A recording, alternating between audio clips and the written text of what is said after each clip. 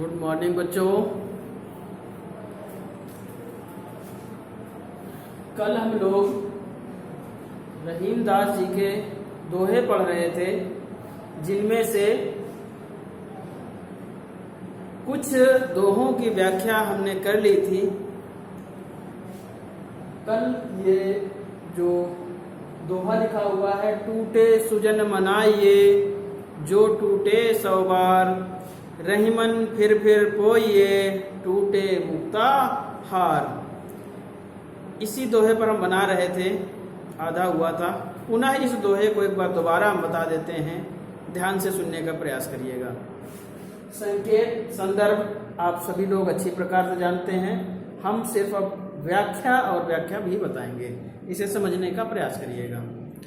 रहीम दास जी कहते हैं टूटे सुजन, बताया था हमने सुजन, जन माने लोग, अश्रु माने अच्छे। जन शब्द में जब सु उपसर्ग लग गया तो सुजन शब्द बन गया। रहीम दास जी कहते हैं सुजन माने अच्छे लोग। क्या कहा रहीम दास जी ने?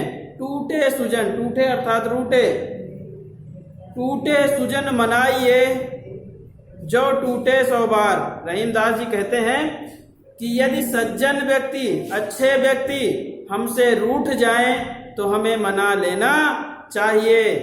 जो टूटे 100 बार, चाहे एक बार रूठें या 100 बार रूठें, हमें उन्हें मना लेना चाहिए।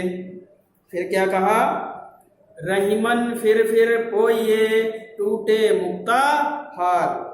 ठीक उसी प्रकार से हमें सज्जन व्यक्तियों को मना लेना चाहिए, जिस प्रकार से मोतियों की माला टूट जाने पर हम क्या करते हैं, उसे बार बार पिरो लेते हैं, गूंथ लेते हैं, उस माला को हम बना लेते हैं। तो क्या कहा रहीम दास जी ने? एक बार पुनः इस दोहे पूरा सुनेंगे। रहीम दास जी कहते हैं कि यदि सज्जन व्यक्ति हमसे रूठ जाएं तो हमें मना लेना चाहिए।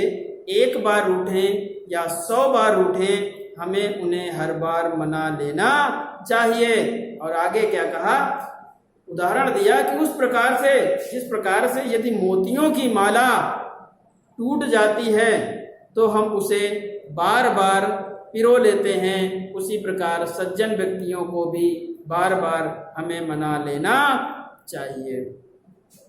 काव्यात्मक सौंदर्य लिखा हुआ है, भाषा ब्रज, शैली मुक्तक, रस शांत, छंद दोहा, अलंकार अंकाश, शब्द शक्ति, अभिधा। ये आपके पास नोट है।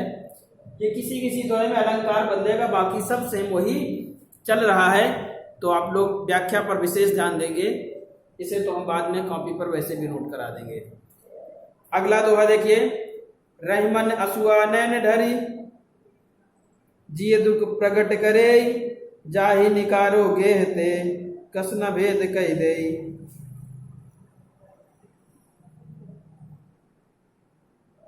ये भी कल हो चुका था, देख लें जल्दी से। रहीम दास जी कहते हैं कि यदि हमारे आंखों में आंसू आ जाते हैं तो वे हमारे हृदय रूपी घर के भेद को बता देते हैं। ठीक उसी प्रकार से, जिस प्रकार से यदि हम किसी को अपने घर से बाहर निकाल देते हैं तो वह व्यक्ति घर के पूरे भेद को बता देता है। संसार में सबसे बड़ा भेदिया किसे माना गया है? विभीषण को, लंकापति रावण के भाई विभीषण को। उसे घर का भेदी की बात आती है तब विभीषण का नाम आ जाता है। तो आपने देखा कि रहीम दास जी कहते हैं यदि हमारे आंखों में आंसू आ जाते हैं तो ये आंसू हमारे हृदय रूपी घर के भेद को बता देते हैं। ठीक उसी प्रकार से, जिस प्रकार से यदि अपने किसी प्रिय व्यक्ति को, घर का जो सदस्य है, उस सदस्य को किसी कारणवश लड़ाई झगड़ा या किसी कारणवश हम धक्के मारकर घर से बाहर कर देते हैं तो वह व्यक्ति बाहर जा करके हमारे घर के भेद को बता देता है। आगे देखें, कही रहीम संपत्ति सगे, बनत बहुत बहुरीत, विपत्ति कसौटी जे कसे, ते ही साचे मीत। क्या कहा? कही रहीम संपत्ति सगे बनत बहुत बहुरीत। रहीम दास जी कहते हैं कि जब हमारे पास संपत्ति होती है अर्थात धन होता है, तब हमारे बहुत से सगे संबंधी, बहुत प्रकार से हमारे सगे संबंधी और मित्र बन जाते हैं। कब बन जाते हैं? जब हमारे पास संपत्ति होती है, धन होता है, तो बहुत प्रकार से हमारे सगे संबंधी मित्र बन जाते हैं, हमें मिल जाते हैं। विपत्ति कसौटी जे कसे ते ही साचे मीत। किंतु रहीम दास जी कहते हैं कि ये जो संपत्ति को देखकर सारे हमारे मित्र बने हैं, सगे संबंधी हितैषी बने हुए हैं, ये सब हमारे सच्चे मित्र नहीं होते हैं। सच्चा मित्र वही होता है, कौन? विपत्ति कसौटी जे कसे ते ही साचे मीत। जो विपत्ति के समय हमारा साथ देता है, वही हमारा सच्चा मित्र होता है। आगे देखिए, जाल परे जल जात बही तजमीनन को मोह रही मन मछरी नीर को तऊ न छाड़त छो।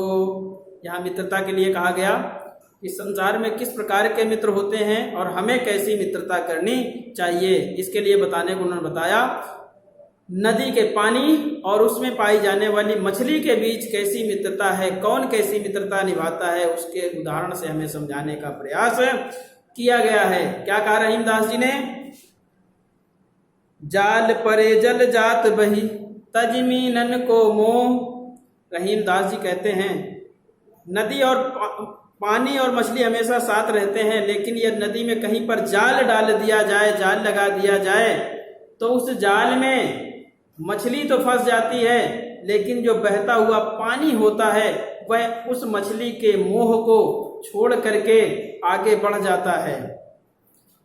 तो पानी ने मछली के साथ बेवफाई की, उसे धोखा दिया, किंतु मछली फिर भी पानी से प्रेम करती है। कैसा प्रेम करती है?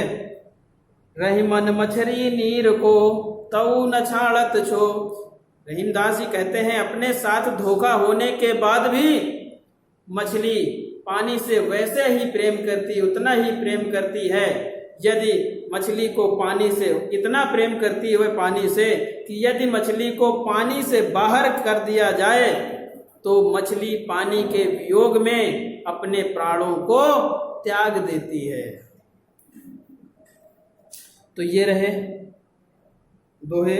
आगे देखें, जो रहीम दीन ही लखे,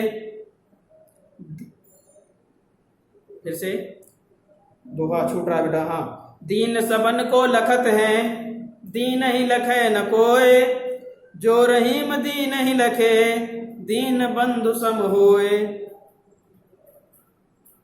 क्या बात कही यहाँ पर रहीम दास जी ने? बड़ी सुंदर बात कही है।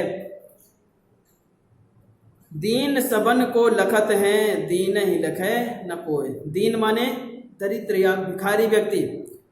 तो आप देखते होंगे भिखारी जो व्यक्ति होता है वो सबकी ओर ललचाई हुई नजरों से देखता है कि कोई हमें कुछ चीज खाने के लिए या कोई भी धन हमें दे दे।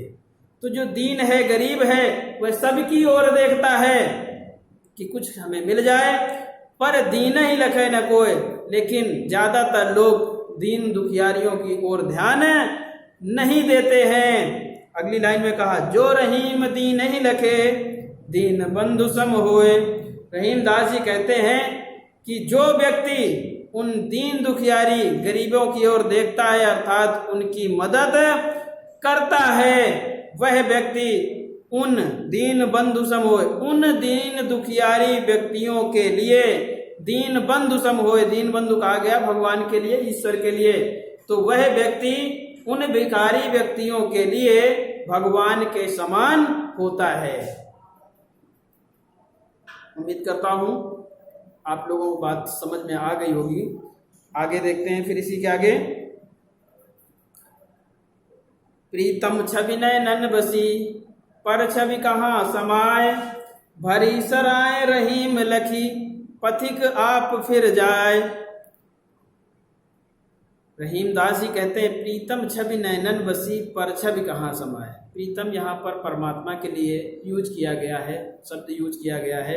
क्या कहा कि एक बार जब हमारे आंखों में परमात्मा की तस्वीर बस जाती है पर छवि, तो फिर दूसरी कोई छवि हमारे आंखों में नहीं बस सकती है। अर्थात एक बार हमारा ईश्वर से लगाव हो जाता है तो ये जो संसारिक चीजें हैं इनसे हमारा मोह हट जाता है, फिर हमें ये अच्छी नहीं लगती हैं। तो उन्होंने क्या कहा, प्रीतम छवि नैनन बसी पर छवि कहाँ समाए, भरी सराय रहीम लखी पथिक आप फिर जाए।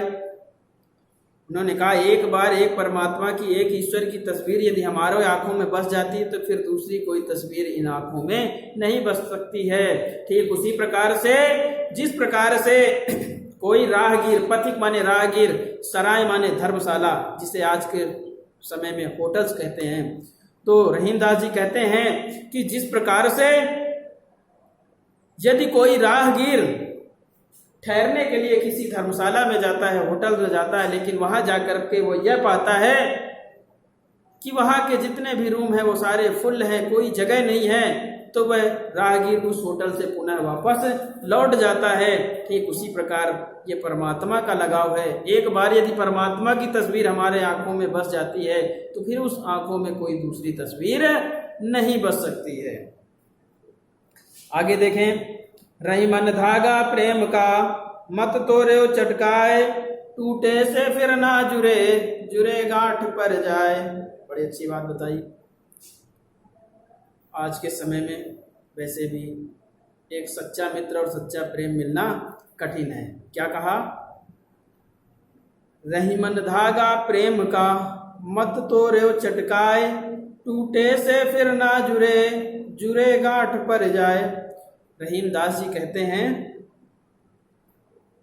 कि हमारा जो ये प्रेम रूपी धागा है, पहले समझ लें, जैसे कोई धागा है यदि उसे हम तोड़ देते हैं तो पुनः हम उसे उस प्रकार जोड़ नहीं सकते हैं। यदि हम उसे जोड़ने का प्रयास भी करते हैं तो गांठ लगा करके जोड़ते हैं, और जैसे ही उसे जोड़कर हमने बना तो लिया लेकिन बीच में एक गांठ पड़ गई। ठीक उसी प्रकार मनुष्य का, मनुष्य से जो प्रेम, किसी व्यक्ति से प्रेम होता है, मित्रता होती है, उसके बारे में बताया कि रही मन धागा प्रेम का। रहीम दास जी कहते हैं हमारी मित्रता का जो ये प्रेम रूपी धागा है किस प्रकार है, मत तोड़ो चटकाए। रहीम दास जी कहते हैं हमारा जो ये मित्रता रूपी धागा है इसे हमें एक झटके में तोड़ नहीं देना चाहिए। क्यों? क्योंकि टूटे से फिर ना जुड़े, क्योंकि एक बार यदि हमने इसे तोड़ दिया तो फिर हम इसे जोड़ नहीं पाते, जुड़े गांठ पर जाए। और हमने अगर जोड़ने का प्रयास भी किया तो हमारे बीच में एक गांठ पड़ जाती है जो हमारी मित्रता को हमेशा कमजोर बनाए रखती है। तो ये रहे बेटा आज कुछ दोहे। शेष जो बचे हुए दोहे हैं उनकी व्याख्या कल कर ली जाएगी। आज की क्लास यहीं समाप्त करते हैं। धन्यवाद।